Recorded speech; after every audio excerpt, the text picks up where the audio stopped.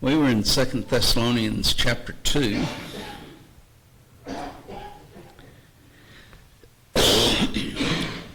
And beginning in chapter 2 and going through the third chapter in verse 15 is a section dealing with the second coming.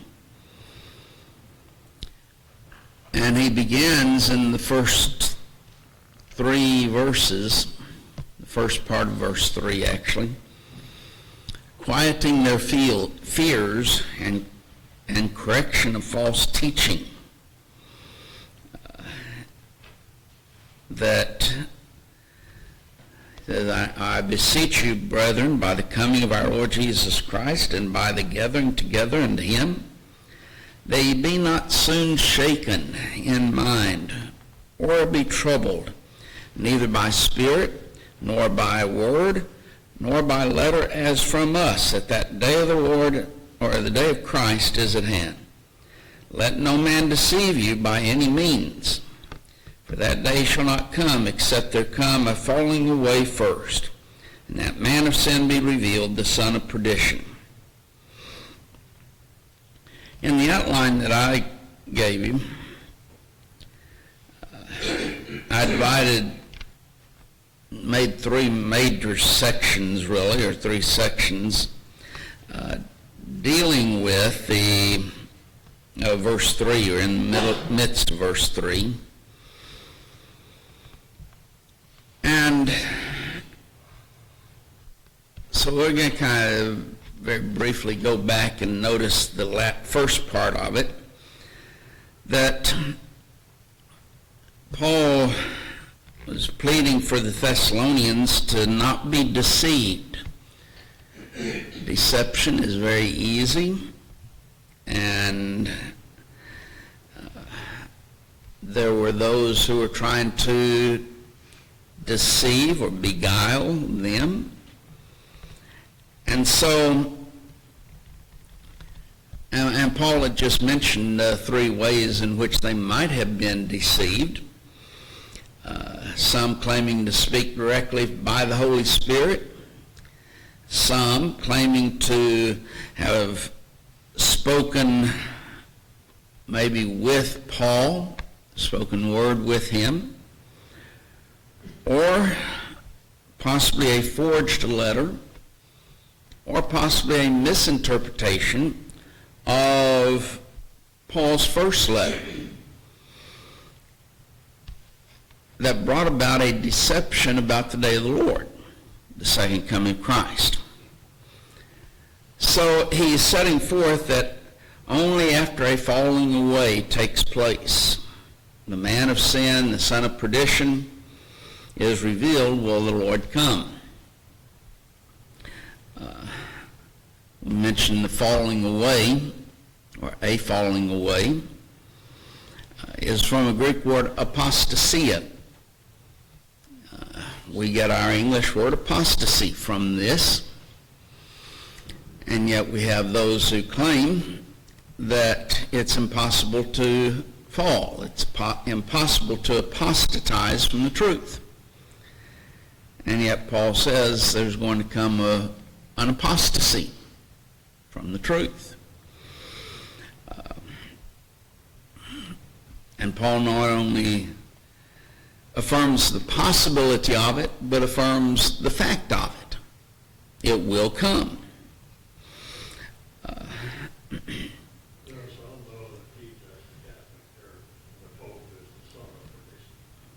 We're going to get to that. Because there are several different views. I have 7 different views down.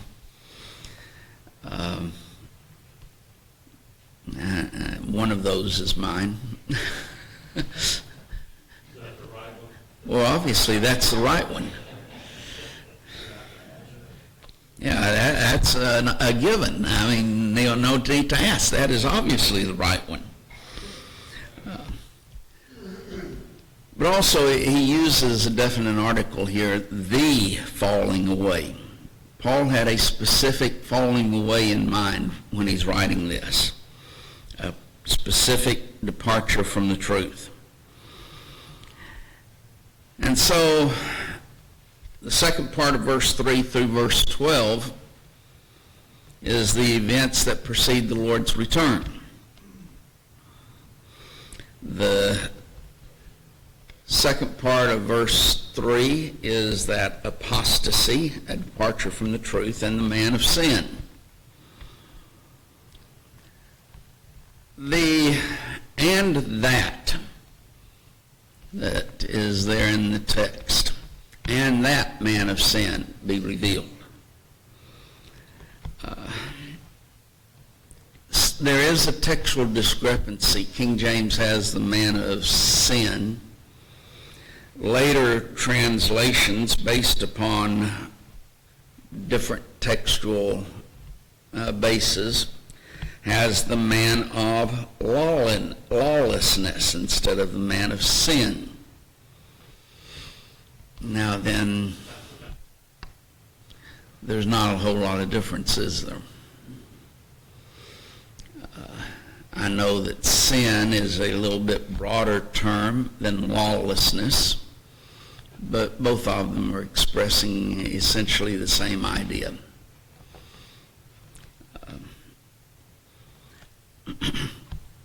But this man of sin, thus I'll call him man of sin. If you have a man of lawlessness, you'll just know what I'm talking about, will be revealed prior to the second coming of Christ. Revealed is from a Greek word, apokalypto. You might find an association with that, the apocalypse. What is the apocalypse?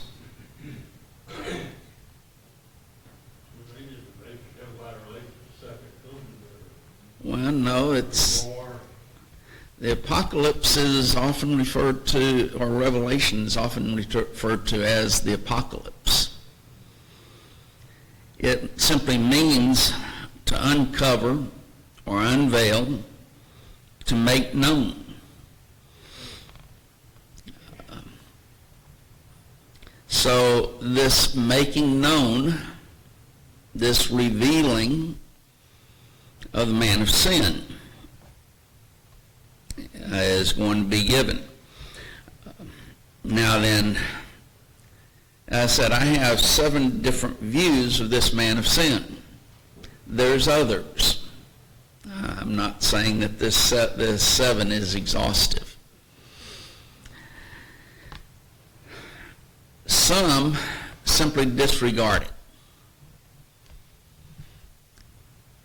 The Interpreter's Bible, for example, states, quote, "We have outgrown the theological ignorance and the medieval superstition that Paul and the Thessalonians possessed concerning the Antichrist," end quote.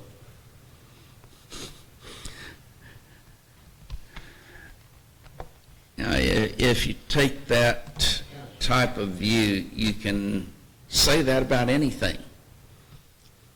He that believeth and is baptized shall be saved. Well, we have outgrown the theological ignorance of baptism as being for salvation.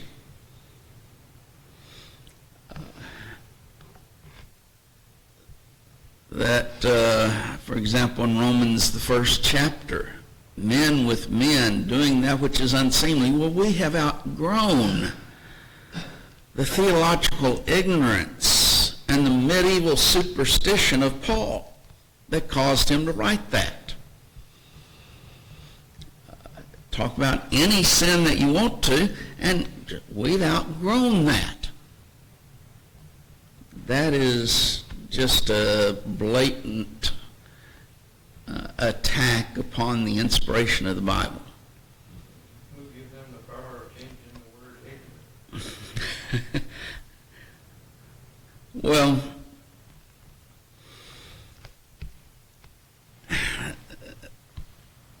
the thinking is, and this true modernism removes all supernatural elements out of the Bible. So when they were writing They were writing by their own thoughts, their own ideas. They weren't being guided by the Holy Spirit, because there is no Holy Spirit really guiding them. So they looked at the conditions of the day, the situations of the day, and they based what they taught on those situations. You hear the same thing a great deal when you talk about women in leadership roles in the church. That Paul was simply writing by his own hatred of women, is what some would put it. And that we've outgrown those type of ideas in which they put down women and kept them in a subjugated role. They remove all supernatural aspect of the Bible, that they were writing by inspiration and giving eternal principles. That's why you can see religious groups today accept homosexuality. Why? Because that was something that they condemned back then, but we've outgrown those things. Modern society. So it's a common theme among a lot of religious groups. They just put it very plainly and bluntly in regards to this aspect. So, probably Bauer and the Tübingen School of Religion in Germany were some of the leading advocates of such. That was going back into the 1700s. And it had its effect as time went on. You go into your theological cemeteries today, and a great number of these, I hate to use scholars, the teachers, those who have their higher education, and thus the teachers, do not believe in the inspiration of the Bible.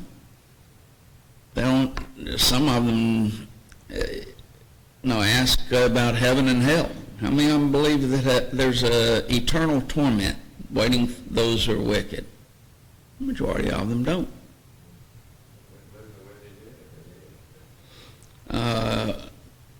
Is there an eternal home with God in heaven?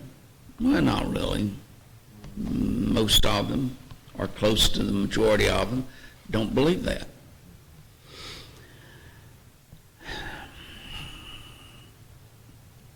Well, I'll do it anyway. That is why the social gospel gained its foothold. It was not the salvation of the soul. It was the salvation of planet Earth and the ills of society. So you take care of the societal ills, and that's what the church was designed to do. Those who are poor, you try to eliminate poverty. Racial discrimination. Well, how many of these, in particular black, I'll say they're racist, that are always on TV, and they're always reverend. Why? Because it goes back to their reverend, their denominational, believes that attacking racism and eliminating racism is what the church is designed for. When you get to just go to different problems that we have in society, whether it be war or whether it be pollution, and you will have religious groups, that's their idea. Why? Because they have left the biblical principles because of modernism. They changed what sin is. Sin is not a violation of man against violating God's laws. Poverty is sin. Or pollution. If you go out and pollute, you sin. That's why we've got to eliminate pollution, supposedly. And eliminate the cars that pollute so badly. And thus you get into your green aspect of society. All of those things come back eventually because of that modernistic thought that began back in the 1700s. And it's tied together. And this very simply sets it forth in clear language. We've outgrown those things that they wrote about. Okay, Dale. Do they have their seed, their original theories and ideas, or did it evolve in the late 1900s, and then it got to where it is today? Was it already, and they just want to publicize it, no, not create a big public thing? Or did it evolve? I guess that's another question. It is a slowly evolving system. If what some of them hold today, you take it back into the 1700s, they would have been ridiculed. But yet what they taught in the 1700s in modernistic schools resulted in that. So, but this position obviously of just disregarding it, it's totally false. Second view is Catholicism and the papacy. That's what Paul was saying a while ago, that the man of sin is the Catholicism and papacy in particular. I will state that from my observation, and I'm going by my observation of the Lord's church, most brethren would hold this position, that it is dealing specifically with the papacy and thus Roman Catholicism. The man of sin refers specifically to the first pope. Now, not the Catholics, of course, claim Peter is the first pope, but we're talking about the first real one back in 606 AD. And his name, Boniface? Doesn't sound right. Pope Leo tried to make himself the universal pope, but he was rejected by the Eastern group, basically, and then in 606, another pope. You're supposed to know those things. You did. I got the date right. He then was able to declare himself universal pope, and it was accepted, and we're talking about him being the first pope, really. And then all those following popes. In verse 6, How long did it take before they started getting positions that I used to know, but I forgot, before they started torturing people? A couple hundred years, or very soon after that? That's what I was saying, that during the Dark Ages. But that's a long time after. In verse 6, it says, "And now you know what withholdeth, that he might be revealed in his time." Here is something or someone that is withholding or restraining, as some put it, translate it. The brethren who hold that it's the papacy and Catholicism oftentimes hold that the one restraining in verse 6 is the Roman Empire. The Catholic Church, to a great extent, is a political system, and under the guise, to a great extent, of religion. Their thought was world domination, and they had their armies that fought the battles for them in order to make sure that they could dominate the world. So as the Roman government being in power, as the world power, it was restraining this Roman Catholic papacy from extending and expanding into a world power. Now then, that's the thought of many brethren. A third view is that it is the Roman Empire. So you go from the Roman Empire being the one that's restraining in verse 6 to the Roman Empire being this mystery of iniquity in verse 7, that the mystery of iniquity doth already work. And then going back to verse 3, the man of sin, they would have as a specific Roman emperor. Now, which one, I'm not sure. I didn't find that. But probably changed depending on who they wanted to attack. Those two should obviously, well, this one should obviously be false.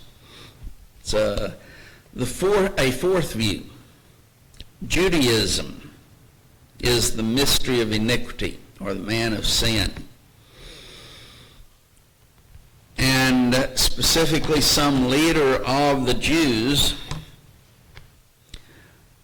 and again, the one restraining in verse 6 would be the Roman Empire.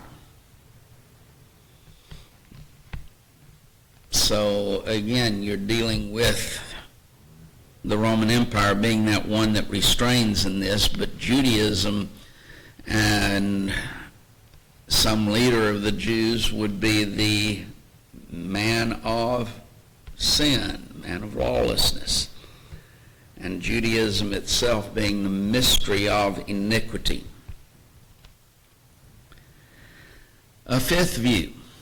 That's kind of confusing, because I thought in 70 and 135 AD, Judaism was basically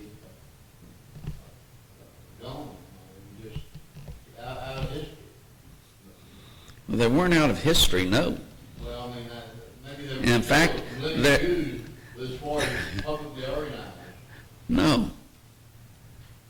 In fact, if you go back and look at Hadrian, the Emperor Hadrian, and his attacks upon the Jews, and I think he was around 137 or something like that. I'd have to go back to my notes and find it.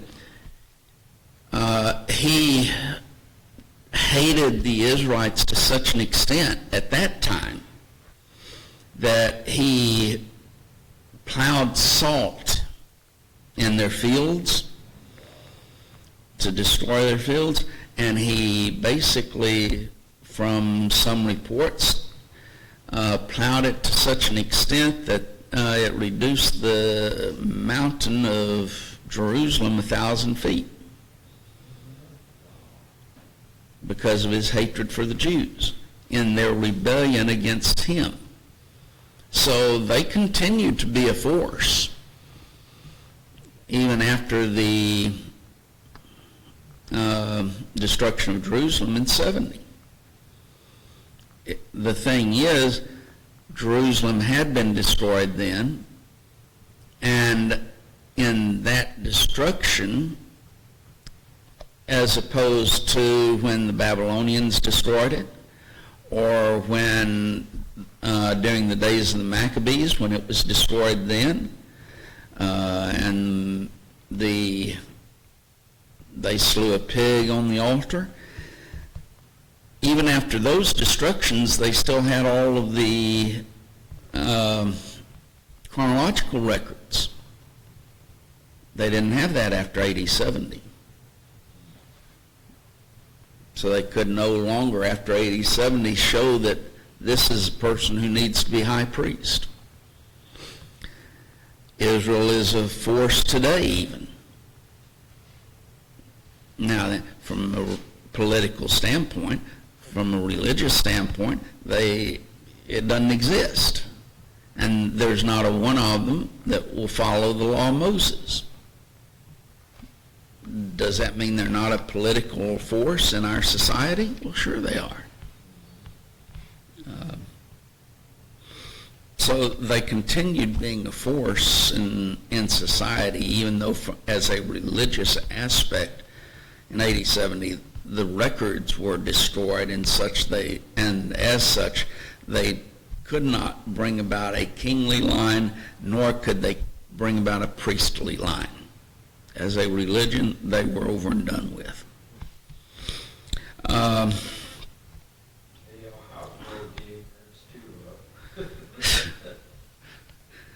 Number 5, that the man of sin and the Antichrist was a future world dictator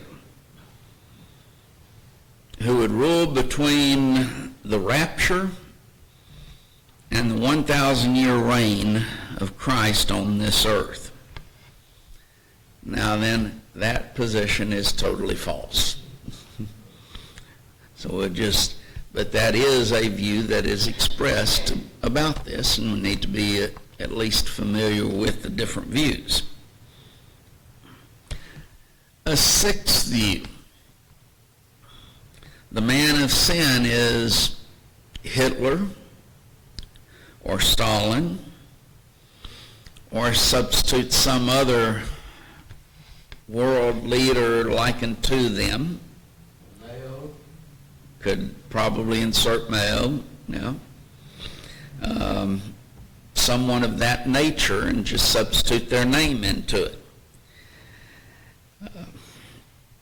But if you look at verse 7, it kind of brings some light upon this, that for the mystery of iniquity doth already work.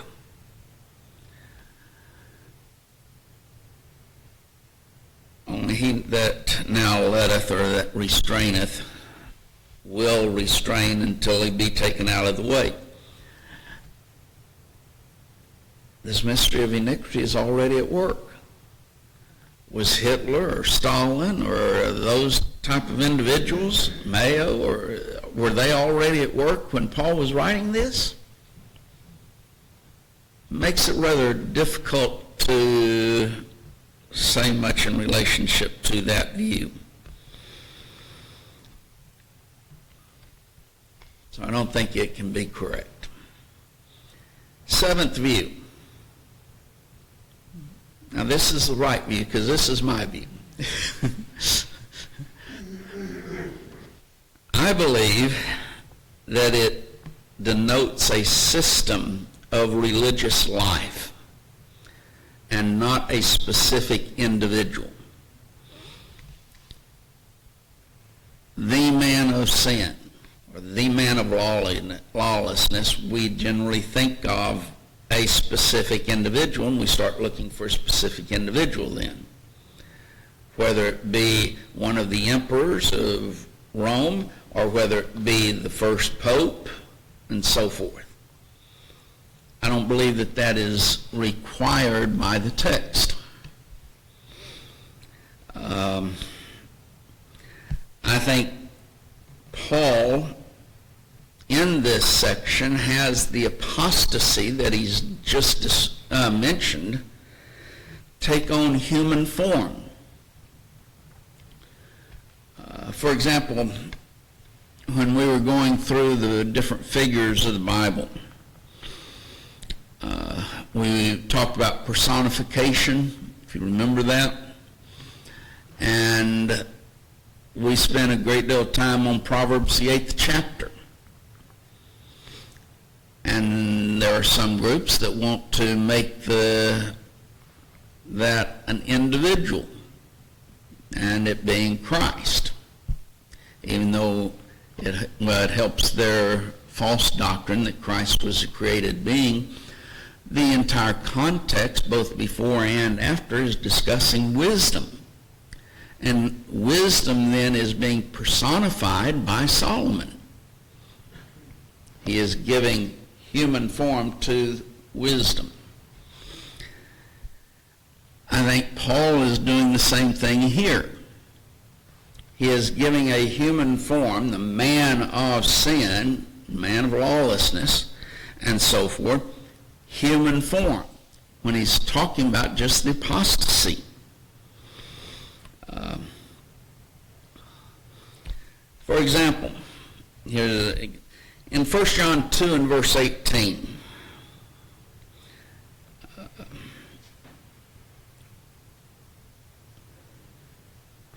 it says, "Little children, it is the last time, and as ye have heard that Antichrist shall come, even now there are many Antichrists."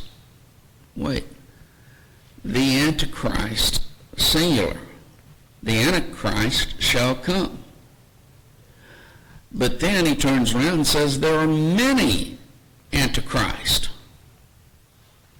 Well, that's plural. But he uses singular, the Antichrist shall come. That's singular. How can there be many Antichrists then? Well, he turns around and he says there's many of them.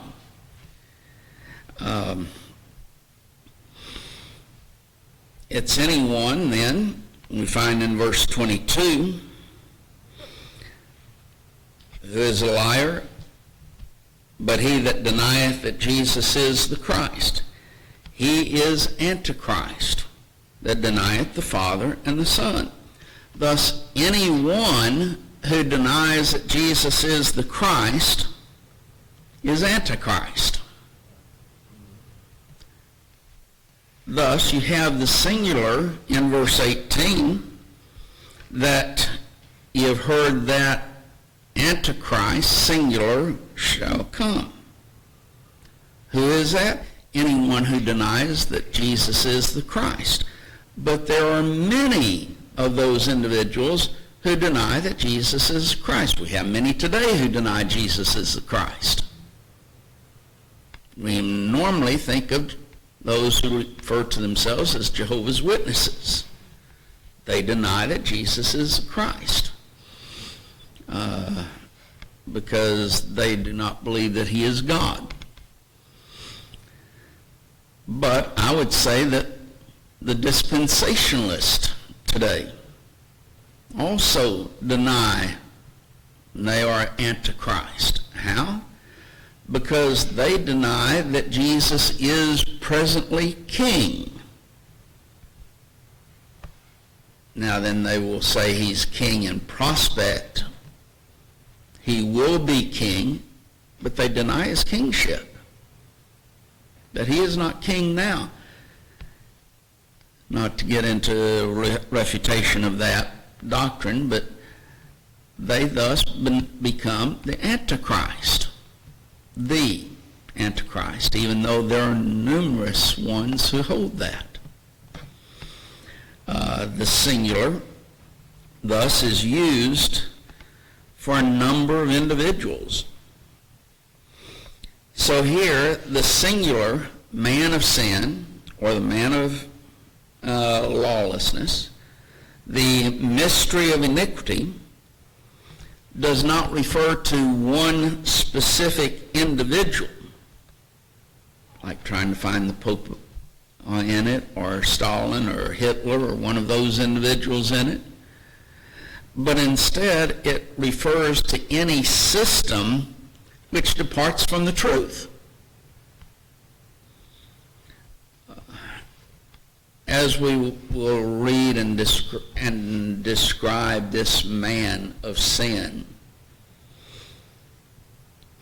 we will see that it can apply to many different things. Any religious group, for example, that brings in an instrument of music, they are the mystery of lawlessness, the man of sin. Why? Because they've set themselves up as God, that God needs to accept what we offer as worship instead of we offering what God says to offer. That's really what it boils down to. Any system, thus, that removes God from the throne and places themselves upon the throne, that is what is being discussed here. Okay, Carl. Yeah, that's part of previous Ezekiel 18:24.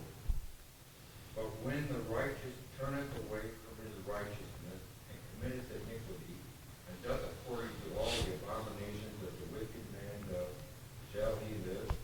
None of his righteous deeds that he hath done shall be remembered in his trespass. That he that trespassed, and in his sin that he has sinned, in them shall he die. Okay.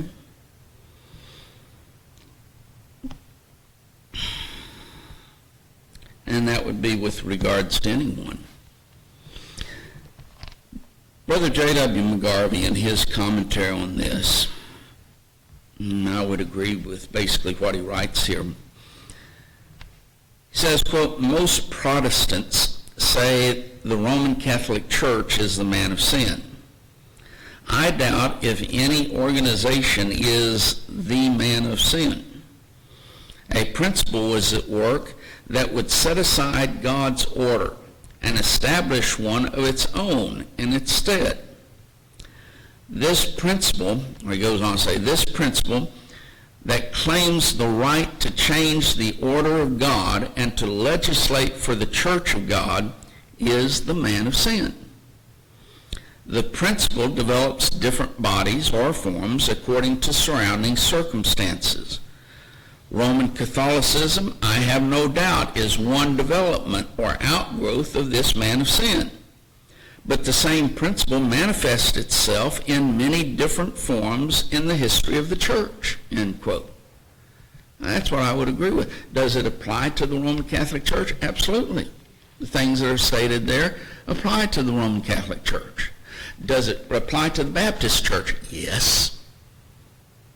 Why? Because they've set their own standard of salvation. They've set their own standard of worship.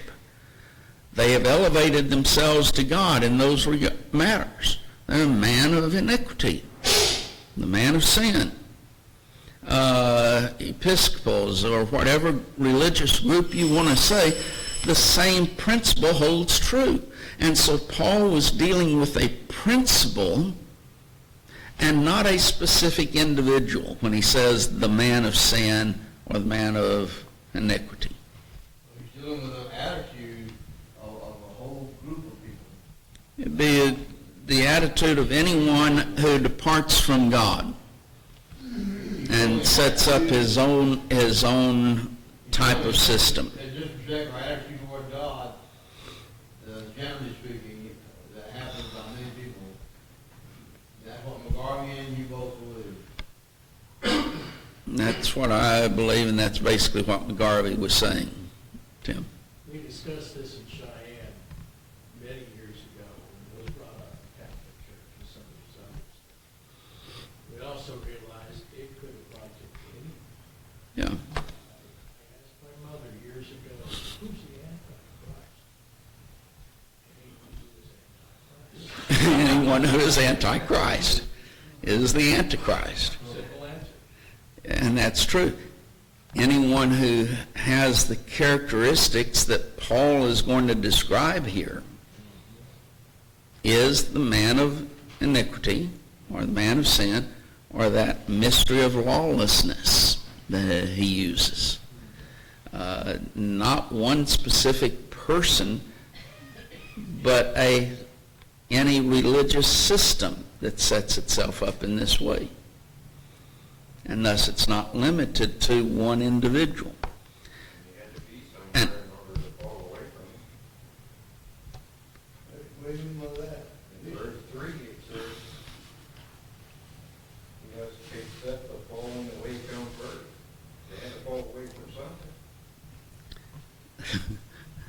fell away from the truth, but he's saying that the second coming is not going to occur until after this takes place. Now, what is it? It's after this man of sin is revealed. He describes him here as son of perdition. We'll get into that next week. The mystery of lawlessness. That's what he's dealing with. Now, what is that man of sin? Was it the Catholic Church? Well, it applied to them, but it applies to others today. It applies to denominations today. Anyone who has that attitude of setting themselves up as God, and that's what people do when they turn away from God to set up their own religion. That's what every denomination has done in the world. The 45,000 all claiming to be of Christ. It's over 45,000, but so These organizations do even meet and decide what doctrine is going to be enforced here on. And they'll change that back and forth. That's infringing on God. Giving the soul love of truth. they become the one who is God instead of accepting and worshiping Yahweh as God. We will start then still in verse 3, dealing with his character and destructions, going through the first part of verse 10. That will be next week.